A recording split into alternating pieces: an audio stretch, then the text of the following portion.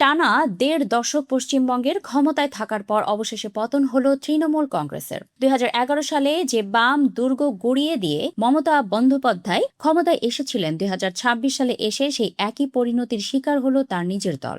রাজনৈতিক বিশ্লেষকদের মতে দলের ভেতরে নবীন প্রবীণ দ্বন্দ্ব এবং দীর্ঘদিনের পরীক্ষিত নেতাদের অবহেলায় তৃণমূলের এই ভরাডুবির প্রধান কারণ।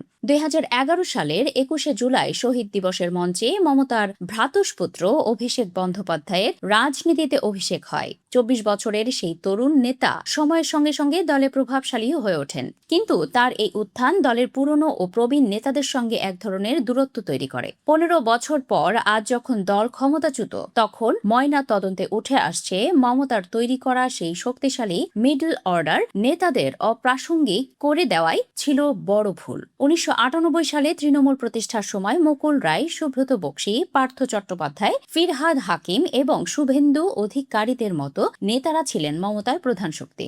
মমতা যখন মুড়ি তেলে ভাজার রাজনীতি করতেন, তখন এই নেতারাই ছিলেন মাঠের সৈনিক। কিন্তু অভিষেক বন্দ্যোপাধ্যায়ের হাত ধরে দলে কর্পোরেট সংস্কৃতি এবং আইপ্যাকের মতো পরামর্শদাতা সংস্থার দাপট বাড়লে প্রবীণ নেতারা কোণঠাসা হয়ে পড়েন। সুব্রত মুখোপাধ্যায়ের মতো বর্ষিয়ান নেতারাও আক্ষেপ করে বলেছিলেন, রাজনীতিতে বাচ্চা ছেলে মেয়েদের লিখে দেওয়া কাগজ দেখে বক্তব্য রাখা তাদের পক্ষে অসম্মানজনক। এই নতুন সংস্কৃতির সঙ্গে খাপ খাওয়াতে না পেরে অনেকেই দল ছেড়েছেন বা নিষ্ক্রিয় হয়ে গেছেন।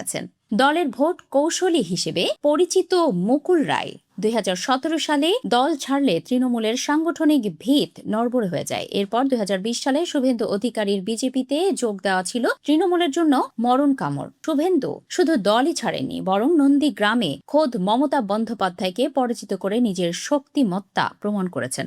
অভিষেক বন্দ্যোপাধ্যায় নতুন তৃণমূল গড়ার ডাক দিয়েছিলেন এবং এক ব্যক্তি, এক পদ ও নেতাদের অবসরের বয়স সীমা নির্ধারণের চেষ্টা করেছিলেন। কিন্তু ফিরহাদ হাকিমের মতো মমতার আস্থাভাজনদের ক্ষেত্রে এসব নিয়ম কার্যকর করা সম্ভব হয়নি। এদিকে দুর্নীতির দায়ে পার্থ চট্টোপাধ্যায়ের মতো নেতাদের পতন, অন্যদিকে নতুন নেতৃত্ব তৈরিতে ব্যর্থতা, সব মিলিয়ে তৃণমূলের ব্যাটিং অর্ডার পুরোপুরি ধসে পড়ে। লক্ষ্মীর ভাণ্ডার বা যুব সাথীর মতো জনমুখী প্রকল্পগুলো সাধারণত মানুষকে আকৃষ্ট করলেও দলের ভেতরের সাংগঠনিক ক্ষত সারাতে পারেনি। বিশ্লেষকদের মতে মাঠ পর্যায়ের নেতাদের গুরুত্ব কমিয়ে প্রযুক্তি নির্ভর রাজনীতি করতে গিয়েই তৃণমূল সাধারণ মানুষের পালস বুঝতে ব্যর্থ হয়েছে, যার চূড়ান্ত ফল হিসেবে ২০২৬-এ এসে পশ্চিমবঙ্গ হারালো মমতা বন্দ্যোপাধ্যায়ের দল।